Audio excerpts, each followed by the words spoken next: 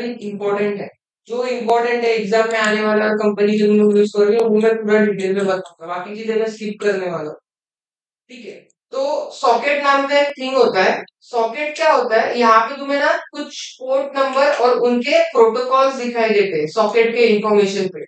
तो वो सॉकेट में ना प्रीवियस में कमांड आता था नेट स्टैट करके। अभी ये कमांड डेप्रिकेट हो गया, इसकी जगह पे एसएस करके कमांड आ गया।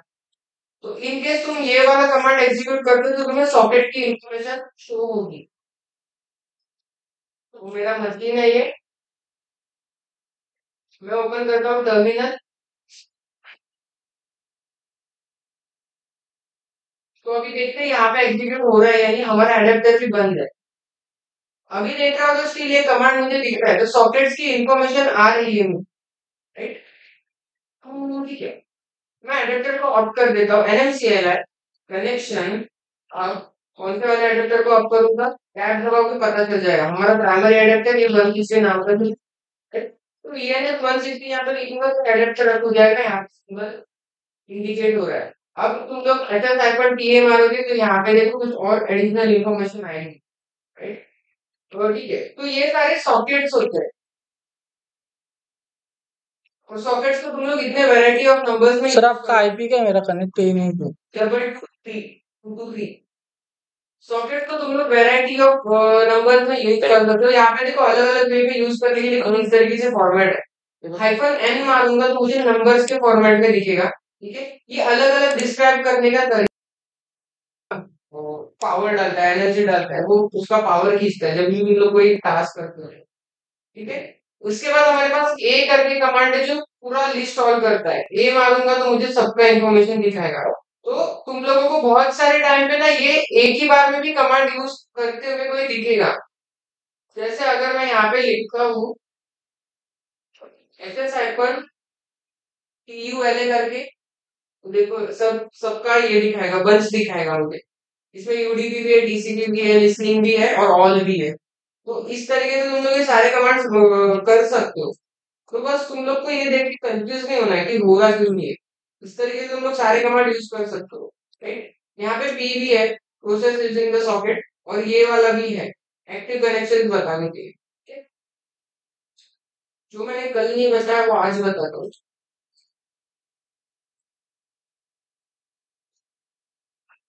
एलटीबी मार सकते हो लिस्ट करने के लिए, तो ये कमांड देखते हैं एक बार। वो तो गया है मेरे हिसाब से कमांड के ऊपर, वही है।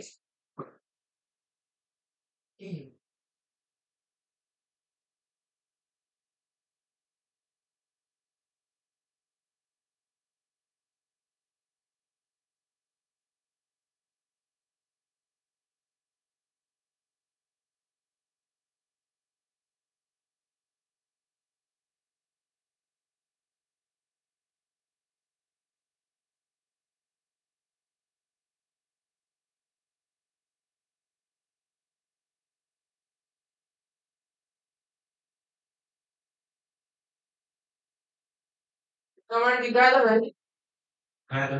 इसमें सब कॉपी उधर से मैं चेंज कर सकता हूँ।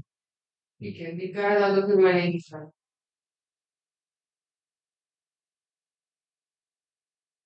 तो ये फोर्थ वाला मेथड तो कोई यूज नहीं करता है, लेकिन वो भी एडेप्टर चेंज करने के लिए हमारे पास चीज है।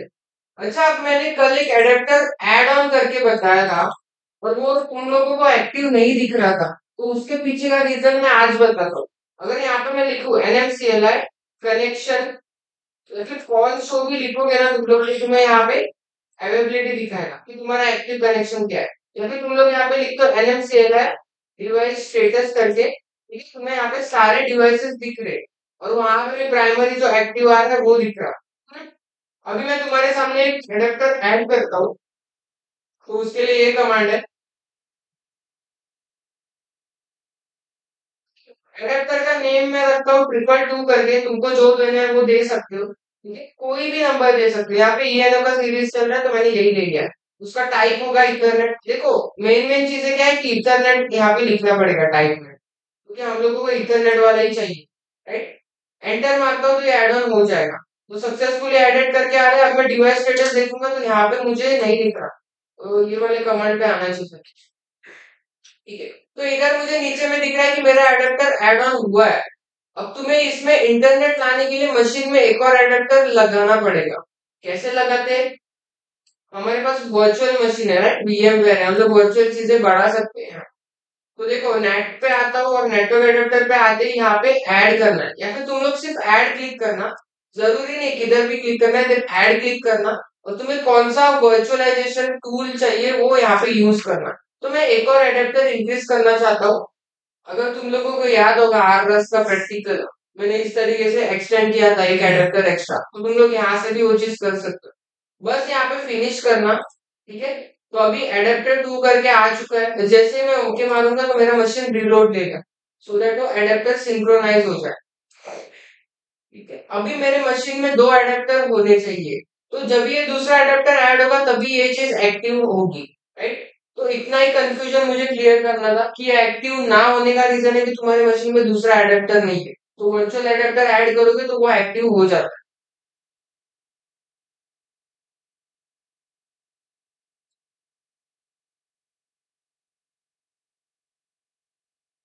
देखो, दूसरा एडेप्टर भी दिखा रहा है, अब मैं इसको कनेक्ट करता हूँ। आज ही ट्राई कर रहा हूँ, इससे पहले मैंने ट्राई नहीं किया। आईपी इतना कुछ नहीं है। ठीक है। 4 दिख रहे हैं। अभी जो नया वाला एडेप्टर ऐड ऑन हुआ है उसका नाम 192 है, जिसके पास आईपी ये है। राइट। अभी जो हमारा जो अभी जो ऐड किया है मैंने डिवाइस जो 222, वो इसके साथ इंटीग्रेट करा सकता हूँ मैं एक्टिव करने के लिए। तो बस यही कंफ्यूजन क्लियर करना था कि तुम्हारा एक एडेप्टर ऐड होना चाहिए, तब जाके तुम्हारा वो जो तुम लोगों ने ऐड किया है वो कमांड के थ्रू वो दिखेगा। तो अभी समझा, दो दो एडेप्टर है मेरे पास, दो आईपीस में इंक्लूड कर सकता हूँ। तो ये कमांड से तुम लोग कोई भी डिवाइस ऐड करते हो तो वो एडेप्टर भी चाहिए होता है। जब तक एडेप्टर नहीं होगा, तुम्हारे पास इथरनेट पोर्ट नहीं होगा, तुम उसको एडिट नहीं कर पाओगे। दैट्स व्हाई हम इसको आईपी नहीं देख रहा। ठीक है। अब यहाँ पे एक पर्सन ने क्या किया है, इसी कमांड मतलब यही एडेप्टर को आईपी दिया है।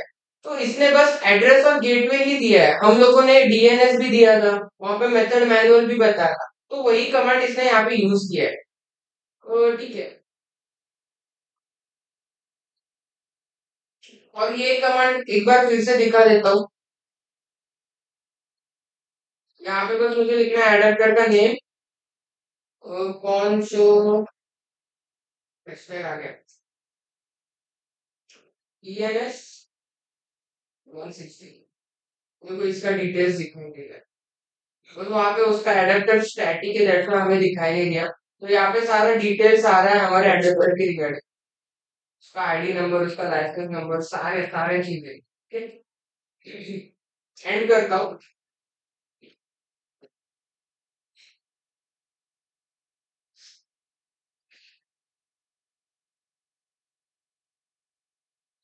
बाकी ये सब तो मैं बता चुका हूँ कि तुम लोगों को क्या है, रीलोड करना है, रीनेम करना है, तो ये तुम लोग काम कर सकते हो। अगर नया कनेक्शन हम लोग ने ऐड ऑन किया था, जैसे अभी ENO 222 किया था, उसके लिए ये कमांड है। नेम को शो करना है तो पर्टिकुलर नाम मेंशन करना है कि कौन सा एडेप्टर शो करना है। जैसे ENS 160, ENS जो भी है तुम्हारा 222, या फिर जो भी 192 है, वो शो करने के लिए पर्टिकुलर कमांड। सारे कनेक्शन दिखाने हैं तो NMCL कौन शो करना है। तो ये कुछ बेसिक कमांड्स है यहाँ पे। हाँ, ठीक है। एक होस्ट नेम का कमांड बताना रह गया था, तो मैंने कल देखा, तो आज देखा था वो। ये जो NMCL है, डेव स्टेटस है ना, ये तुम्हें डिवाइसेस का इंफॉर्मेशन देता है। Right. Dev stands for devices. तो NMCL है, डेव अगर स्टेटस डालता हूँ मैं, तो यहाँ पे मुझे डिवाइसेस का इंफॉर्मेशन दिखेगा। देखा?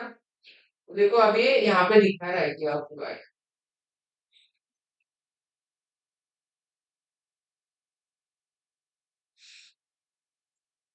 सुडो कमांड इसलिए यूज किया है क्योंकि यहाँ पे लोकल यूजर है। तो कुछ नहीं, वहां पे उसने ऊपर के ही कमांड को यहाँ पे एक बार री मतलब अगली दूसरी बार करके बताया, लेकिन नॉर्मल यूजर से बताया, सिमिलर चीज ही बताया। हम्म, और यहाँ पे वेराइटीज ऑफ मेथड है, जिस तरीके से तुम लोग आईपी एड्रेस दे सकते हो। तो हम लोगों ने याद है, जैसे गेटवे दिया था, डीएनएस दिया था, आईपी दिया था, प्राइमरी आईपी, वो भी स्लैश का यूज करके वही सारी चीजें यहाँ पे बताई है। लेकिन यहाँ पे IPv6 के मेथड पे बताया तुम लोग को, और मेथड तो तुम लोगों को पता ही है कि हमारे पास कितने मेथड्स है, जो कि तुम्हें याद होने चाहिए।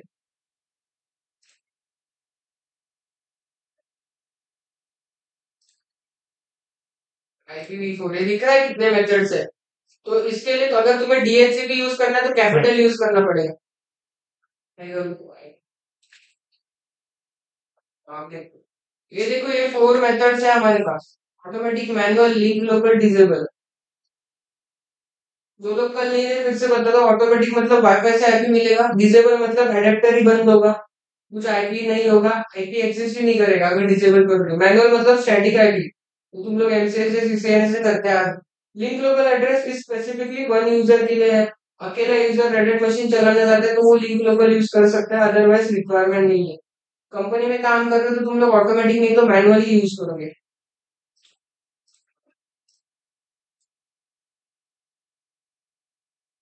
तो ये सारी चीजें यहाँ पे कोई भी चेंजेस करते हो तो रीलोड कमांड करने के लिए बोला है। सारे कनेक्शंस को अगर रीलोड करना है तो जो भी चेंजेस है वो सेव हो जाएंगे। अभी इसके केस में एडेप्टर का नाम ये है तो वो इसको रिस्टार्ट कर रहा है, दैट इज रीलोड कर रहा है।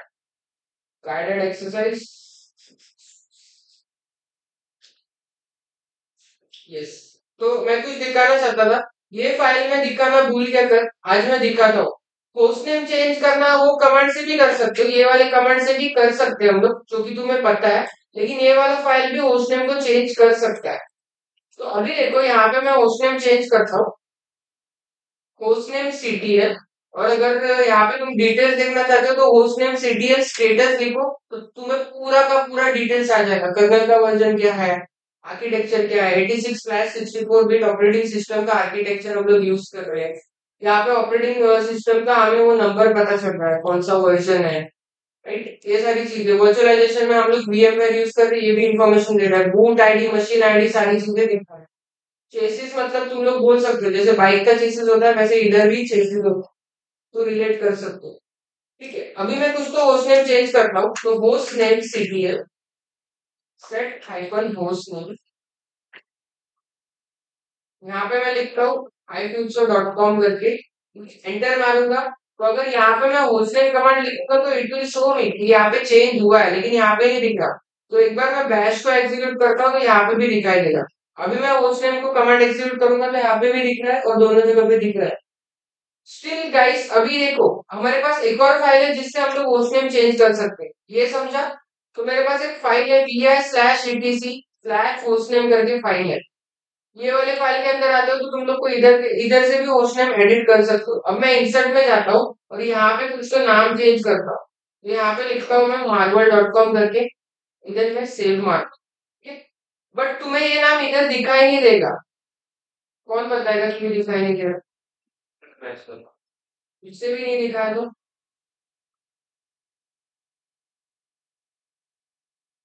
अगर तुम लोग को फाइल वाला मेथड से जाना है तो तुम लोगों को क्या चाहिए,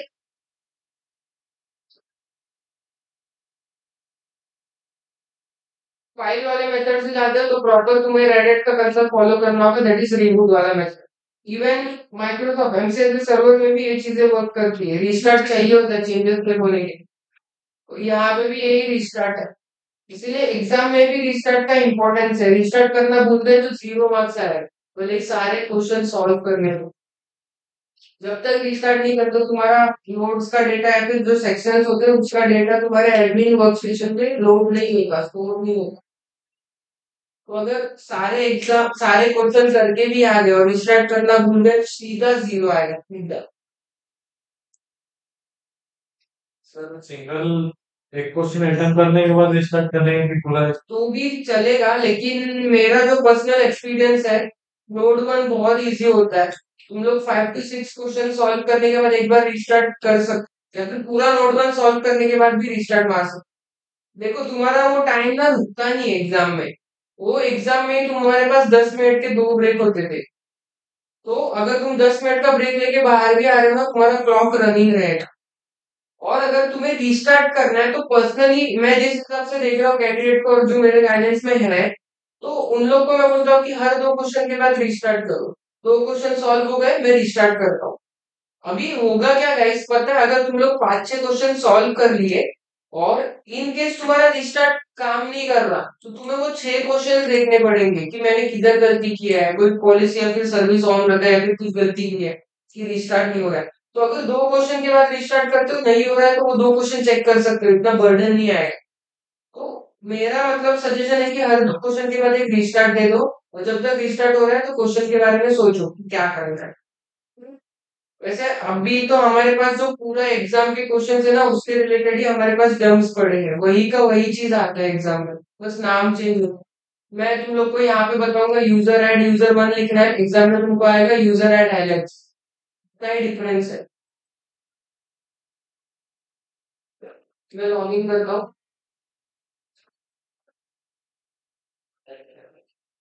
उसका पासवर्ड रेडिट है। पास ही है। क्वेश्चन चेंज करने के लिए ना हमारे पास ग्राफिकल मेथड भी है, वहां से भी चेंज होता है अगर किसी ने एक्सपेरिमेंट किया होगा कुछ भी किया होगा अंदर जाके वहां से तो रिस्टार्ट होने के बाद मेरा क्वेश्चन चेंज हो चुका है।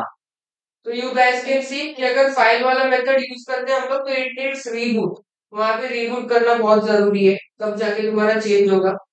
और रीबूट बचने के लिए हम लोग फेक रीस्टार्ट देते हैं बिन बैश को रीस्टार्ट करके, that is execute bash. Sir वो अपडेट कैसे करने का? क्या अपडेट करना पड़ता है बोलते हैं ना, कौन सा अपडेट? जैसे जैसे एक एक फोटोशॉप कर देते हैं अपडेट। तुम्हारा डेटा सेव होने के लिए ना एग्जाम के आंसर है तो तुमने जो भी वहां पे किया है कॉन्फ़िगरेशन एडिट जो भी किया है वो सारा डेटा सेव होने के लिए रिस्टार्ट चाहिए होता है। तुम तुम्हारे पास 3 मशीन्स होता है, एक वर्क स्टेशन होता है, एक नोड वन और एक नोड टू, मतलब 2 मशीन होता है, वो नाम कुछ भी हो सकता है एग्जाम में, सर्वर वन सर्वर टू भी हो सकता है।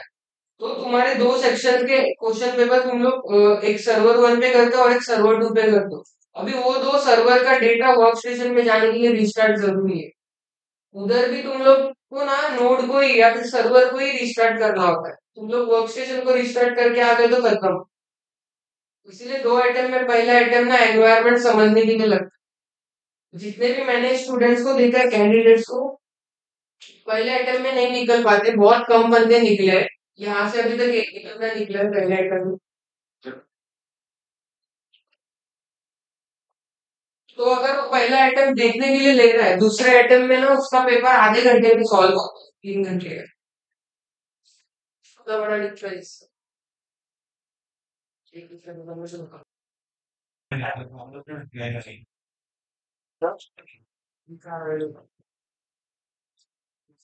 नहीं वो कभी कभी आता तो क्या हुआ है पता है क्या, फाइल पूरा जो है ना अपना एटलीस्ट इसके वजह से इशू आ रहा है। तुम्हारे इसमें से कॉपी करके लिया था, आता है तुमको अभी है ना? कर भी लिया था, कर भी अभी वो भी नहीं हो रहा सर, मेरे में तो नहीं हो रहा, ओनरशिप मांग रहे हैं। हाँ, ये कौन एक बार कैंसिल करो। किया है दो ईएमआई ऑन है इसके बोल। हाँ सर जो प्रोडक्ट मशीन है यार वही तो दो बार किया तो 2 ईएमआई को ये तो ये पास तो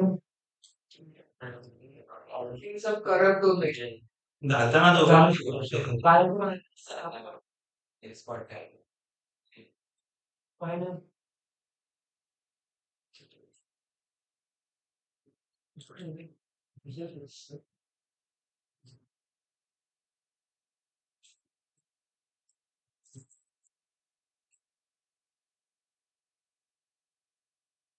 याद रखना है ऐसा मान के चलो। नेक्स्ट टॉपिक क्या है, आर्काइविंग एंड ट्रांसफरिंग फाइल्स करके। चैप्टर 13 है आर्काइव और ट्रांसफर करनी। अब आर्काइव का मीनिंग कौन बताएगा क्या होता है? हाईलाइट कर हाईलाइट नहीं, कुछ भी है। Temporarily done, sorry, temporarily done hidden करना नहीं। और कुछ डायग्राम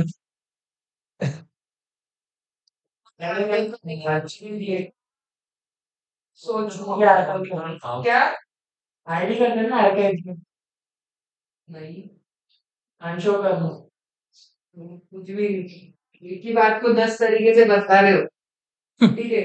आर्काइव का मीनिंग क्या होता है गाइस, दैट इज कंप्रेस करना, कोई भी बड़े फाइल को एक शॉर्ट डेटा में कन्वर्ट करना। कंप्रेस कभी ना कभी किया होगा, जब भी हम लोग वीडियो फाइल को कंप्रेस करते हैं तो उसका साइज कम हो जाता है, दैट मीन्स उनके अंदर का जो एक्सपोनेंशियल डेटा है वो निकल जाता है जो यूज में नहीं है। जो फाइल का इंपॉर्टेंट पार्ट होल्ड करता है, इंपॉर्टेंट टेक्स्ट होल्ड करता है, बाइनरीज होती है, वही हमें दिखाई देता है। बाकी जो रनिंग चीजें वो नहीं दिखाई देती। तो आप कंप्रेस कर सकते हो और उसमें पिक्सेल्स वगैरह कम होता है राइट, कंप्रेशन में। तो आर्काइव करना मतलब कंप्रेस करना होता है, ट्रांसफरिंग मतलब सेंड करना, राइट। ट्रांसफर का यहाँ पे एक और मीनिंग आता है, दैट इज एक्सट्रैक्ट करना। एक्सट्रैक्ट का मीनिंग पता है सबको? विंडोज यूज किया है कि नहीं कभी? यस पता है। एक्सट्रैक्ट मतलब तुम लोग वो फाइल को यूज करने लायक फॉर्मेट में ला रहे हो। विदाउट एक्सट्रैक्ट करे मैं कोई चीज को यूज नहीं कर सकता। इन सिंपल, तुम लोग कोई भी कॉम्प्लेक्स चीज को जब तक एक्सट्रैक्ट नहीं करोगे तब तक तुम उसको एक्सेस नहीं ले पाओगे। जब भी कोई फाइल आर्काइव होती है या फिर कंप्रेस होती है तो वो प्रॉपरली रीडेबल या फिर एक्सेसिबल फॉर्मेट में नहीं होती, उसके अंदर कुछ और ही दिखाई देता है। तो उसको हमें एक्सट्रैक्ट करना पड़ता है, तब वो रीडेबल या फिर वीडियो प्ले होता है या फिर MP3, सारी चीजें प्रॉपरली वर्क या फिर रीड करके एक्सट्रैक्ट होने के बाद। तो ये सारी चीजें याद रखना। हम्म अब मैंने तो टार के बारे में बस बैकअप रिस्टोर सुना है, यहाँ पे देखते क्या दिया है। ठीक है, मैनेजिंग कंप्रेस टार आर्काइव्स। टार का फुल फॉर्म है जो यहाँ पे तो मुझे कहीं पे दिख नहीं रहा। टार का फुल फॉर्म लिखो सब लोग, टेप आर्काइव।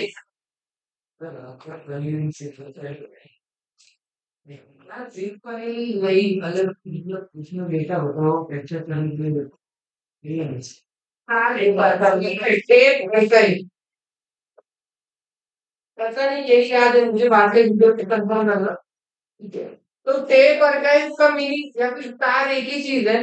फुल फॉर्म तो इसका कोई पूछेगा नहीं, लेकिन याद रखना तार का कमांड तुम लोग बैकअप रजिस्टर के लिए यूज कर सकते हो, ट्रांसफर करना है डेटा तो यूज कर सकते हो, कोई भी कंप्रेस करना है कोई फाइल फोल्डर को तो उसी कर सकते हो। तो ठीक है, तो यहाँ पे दो इंपॉर्टेंट चीजें निकल के आती है, एक होता है जी जिप और एक होता है बी जिप। अब इसका फुल फॉर्म क्या है, पता है किसी को? फुल फॉर्म बताऊंगा तो सब हंसोगे। एक होता है गन जिप और एक होता है बन जिप। एक होता है गन और एक होता है बन। अब दोनों को याद कैसे रखोगे, बोर्ड यूज करो क्या? एक होता है गन जिप और एक होता है बन जिप। गुड। ठीक है, दो तरीके का हमें यहाँ पे कंप्रेशन देखने को मिलता है। एक और भी है वहां पे एक्सेड करके दिया है। एक्सेड इन दोनों के कंपैरिजन में थोड़ा सा एडवांस है। तुम लोग तार कमांड से ये तीन वे से तुम लोग कंप्रेस कर सकते हो कोई भी फाइल फोल्डर को। तो ये गन जिप क्या याद रखो, ये नाम गन करके याद रखना और इसका नाम बन करके याद रखना। दोनों में से वेट किसका ज्यादा है, गन का या फिर बन का? गन का वेट ज्यादा है राइट।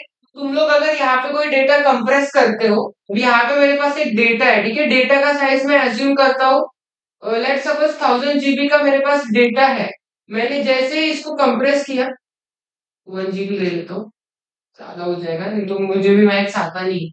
ठीक है, तो गनशिप पे मैं अगर मैं कंप्रेस करता हूँ, ठीक है, इस चीज को मैंने कंप्रेस किया तो ये कंप्रेस होके मुझे मिला अराउंड 700 MB। यही आता है ना, ये 70 आता है, ये राइट लिखा है। हाँ, तो 700 MB में कंप्रेस किया।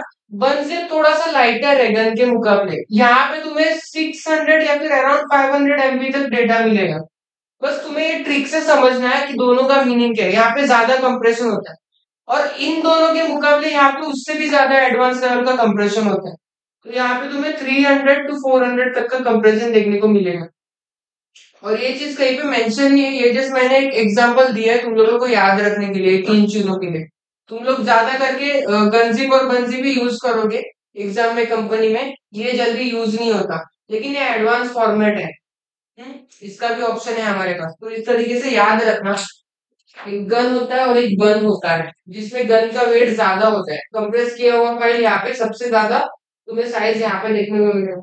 साइज देखने के लिए भी कुछ कमांड है मेरे पास, तो देखिए।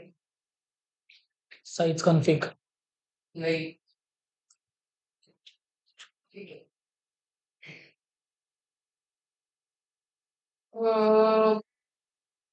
यहाँ पे कुछ बताया, archiving and compressing files are useful when creating backups, या फिर कभी ट्रांसफर करना है ओवर नेटवर्क ये सारी चीजों के लिए वो यूज पे आता है।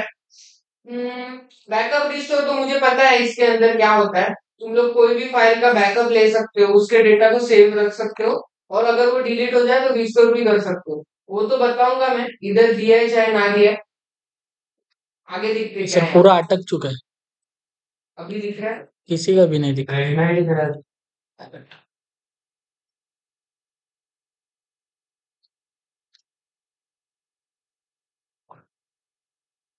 क्लियर हो सब ये हो नहीं आगे नहीं तो जरा इसका नगर में क्या हमारे पास है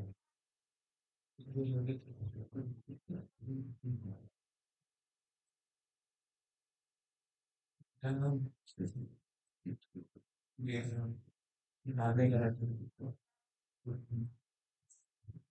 काम इसमें लोग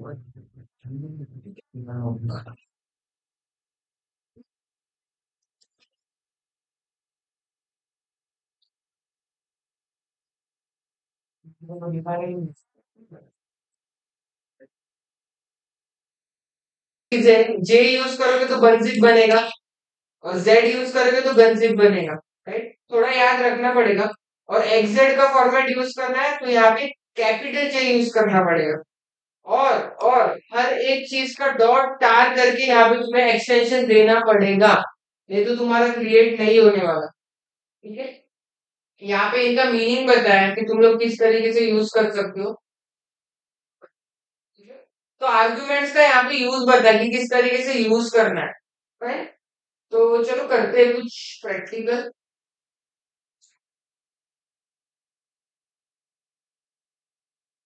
ठीक है, अब यहाँ पे इस बंदे ने क्या किया है कि 3 फाइल्स का इसने कंप्रेशन करके बताया, दैट इज आर्काइव फाइल बना के बताया है।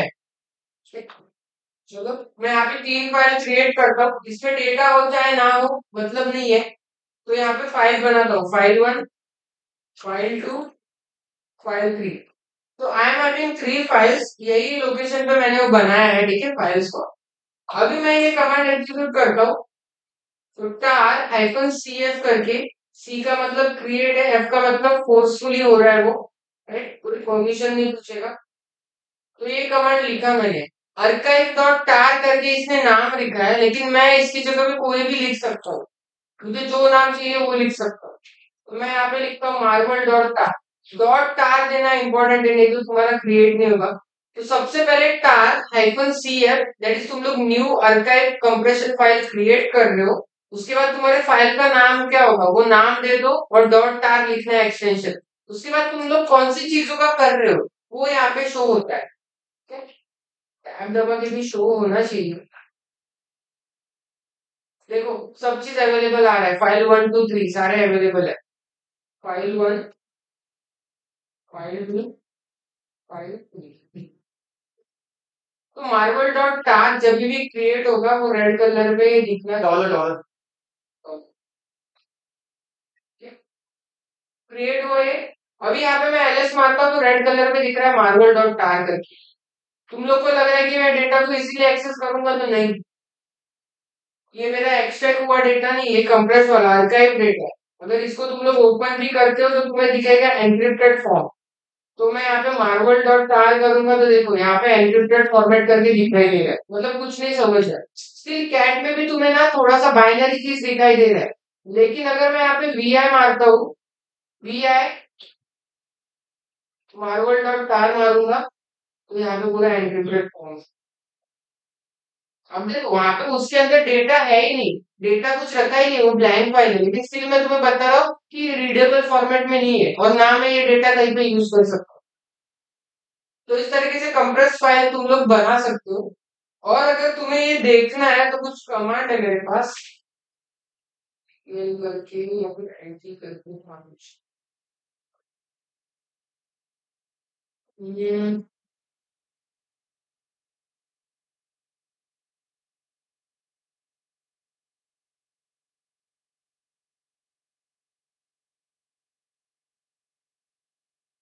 क्या बोल रहे हो? शायद यही तो होना है, मतलब इससे और हम्म, हम्म।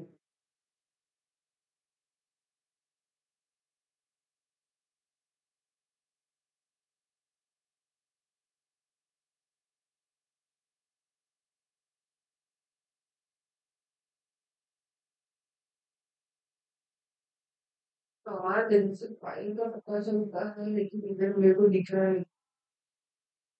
ये क्या बोल रहा हूँ? ये EF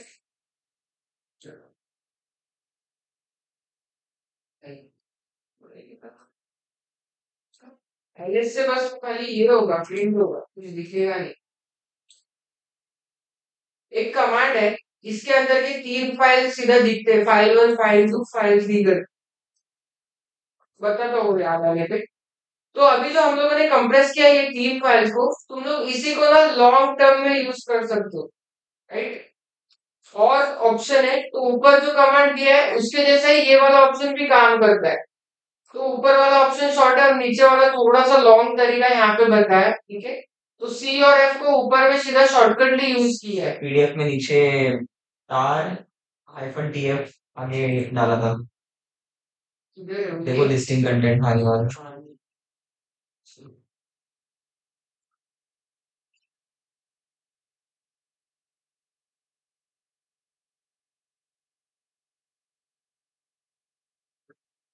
यस, ये कमांड में बोल रहा था।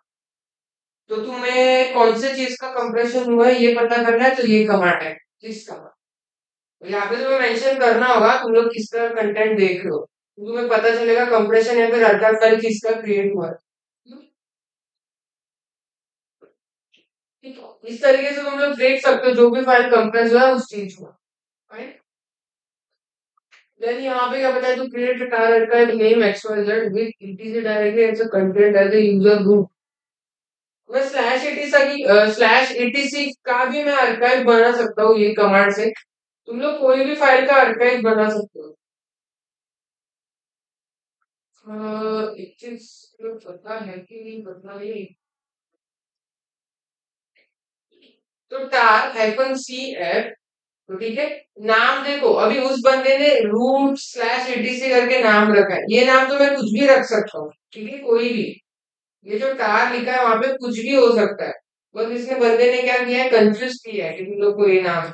और आर्काइव भी किसका बना रहा है, स्लैश एटीसी डायरेक्टरी का जिसके अंदर सारी कॉन्फ़िगरेशन फाइल्स है। तो यहाँ पे कंफ्यूज मत होना, वो नाम कोई भी ले सकते हो तुम लोग। यहाँ पे मैं एबीसी भी ले सकता हूँ, एंटर मारूंगा तो यहाँ पे ईटीसी का क्रिएट करेगा ये आर्काइव। तो एबीसी क्रिएट हुआ। अब हम लोग tar df मारते हैं एबीसी के नाम से, देखो सबका आर्काइव क्रिएट हो गया। अच्छा मैं एक और चीज बताना चाहता था, साइज अगर देखना चाहते हो इन लोगों का, ये कमांड तो पहले बताया है कि नहीं पता नहीं मुझे, लेकिन मैं आज बता रहा हूँ। ls-h और मुझे शायद इसका इन्फॉर्मेशन है नहीं, शो कमांड है।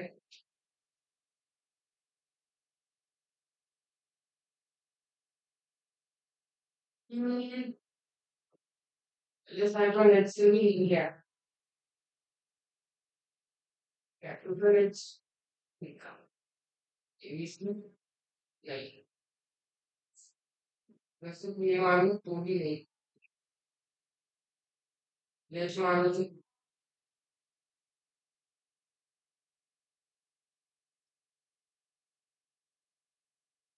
Capital H.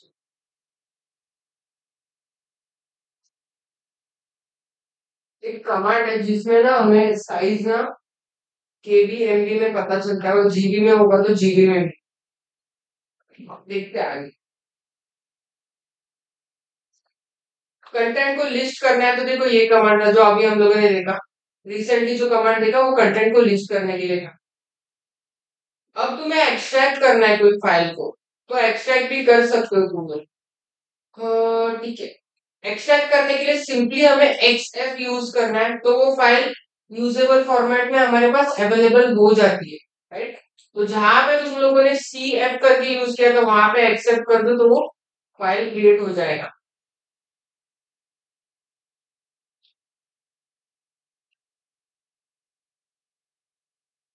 CF किया था, अभी यहाँ पे हम लोग क्या करेंगे, एक्सेप्ट करेंगे।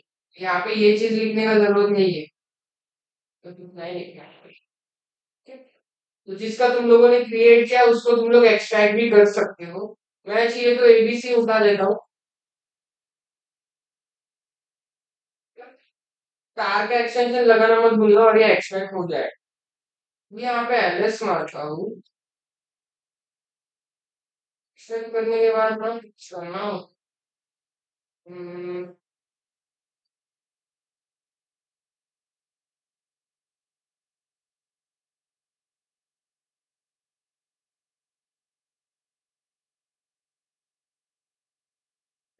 एक्सपेक्ट करने के बाद यहाँ पे बता रहा है कि ह्यूमस का परमिशन वहां पे निकल जाता है, नेगेटिव हो जाता है।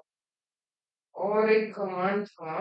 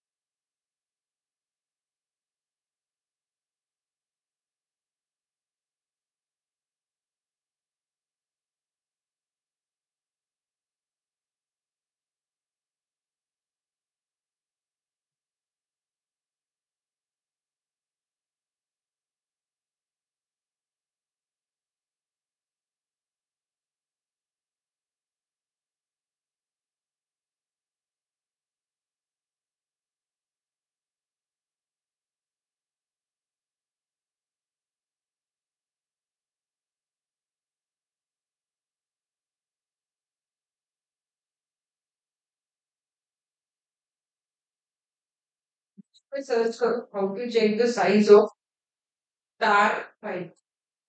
वो तो एक सर्च करो। वो एक्सपीएल हाँ भाई, पीएल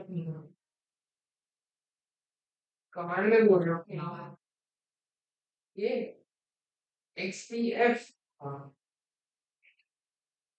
ये नीचे वो तो कि भाई यू आपका परमिशन मांगे तो वो ही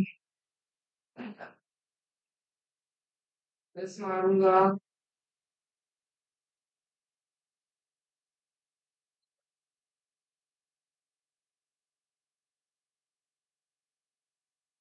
कंप्रेशन का साइज पता चलता है, तो साइज कितना है यहाँ पे 11 KB। Sir DU hyphen H शायद से हो जाएगा। हाँ जी DU hyphen H. You iPhone है सबसे पहले तो ये कमांड लिख लो कहीं पे, नहीं तो DU हाइफन एच। फाइल में उनको तो नहीं लग रहा है कमांड है, यहाँ चेक कर लीजिएगा यहाँ पे 12 के बता रहा है। ऐसा थोड़ी होता है। स्टैट भी है स्टैट कहाँ पे लिखना है स्टैट? अच्छा सिर्फ स्टैट, शायद से शायद ही। व्यू एलएसएम स्टैट इसमें तो उससे भाई देखो तो हाँ, बरोबर है। तो बता रहा है कि 11K के अराउंड है, लेकिन तुम लोग ये वाला कमांड याद रखोगे, ये वाला। सी, अब मैंने मार्बल का देखा ना, वैसे ही तुम लोग कोई और चीज को भी लिस्ट कर सकते हो। यहाँ पे मैं लिखता हूँ ABC डॉट तार, ठीक है। अब मुझे उसका साइज पता चलेगा, तो इसका देखो 31M है, क्योंकि मैंने इसके अंदर ETC को कॉपी किया था मेरे हिसाब से। तो ETC का साइज सोचो कितना है वहां पे। तुम लोग हर एक डायरेक्टरी को वहां पे लिस्ट कर सकते हो। अगर मैं CD स्लैश जाता हूँ, एंटर मारता हूँ, और सिर्फ मैं यहाँ पे LS-H भी लिखता हूँ, और अगर मैं यहाँ पे एक पर्टिकुलर फोल्डर को चूज करता हूँ, जैसे कि MNT को चूज करता हूँ, ठीक है, तो इसका भी दिखा रहा है, इसका तो वो नहीं दिखा रहा है, फाइल को दिखा रहा है, ठीक है। यहाँ पे अभी KB और MB में बता रहा है, एज यू कैन सी। अच्छा, ये ईटीसी के अंदर के कंटेंट को दिखा रहा है, ठीक है। गाइस ये कमांड कर दो, मैंने अभी तुम लोग को दिखाया ना, ये कमांड। ओके, तो कंप्रेशन चेक करने के लिए तुम्हारे पास ये कमांड होता वो एक्सेप्ट वाला कौन सा था? कौन सा था? एक्सेप्ट है, वो एक्सट्रैक्ट करने के लिए होता है, यूजेबल कराने के लिए, ठीक है। तो यहाँ तक करो, मैं आता हूँ। वो कवर कितना था वो? अभी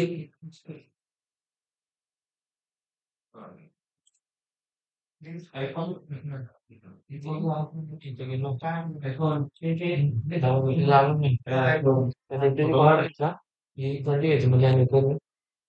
एक्चुअली एक्सेल कमांड ही है, वो जो पीडीएफ पे दिया है, ये तो मैंने खुद से ट्राई किया है। इसमें बस बैकअप और रिस्टोर करना ही इम्पोर्टेंट है। अरकाइव करके क्या करोगे तुम लोग, कंप्रेस कर करके।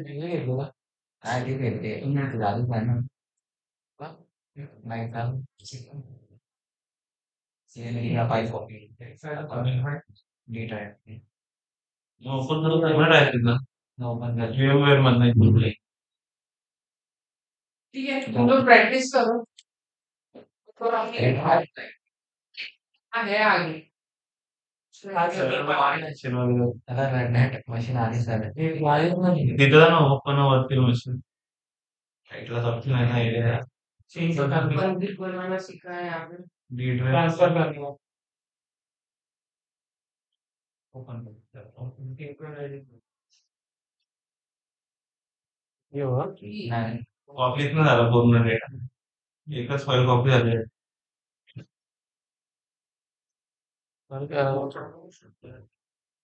तो आई तो डिलीट कर मग. ठीक आहे तो करा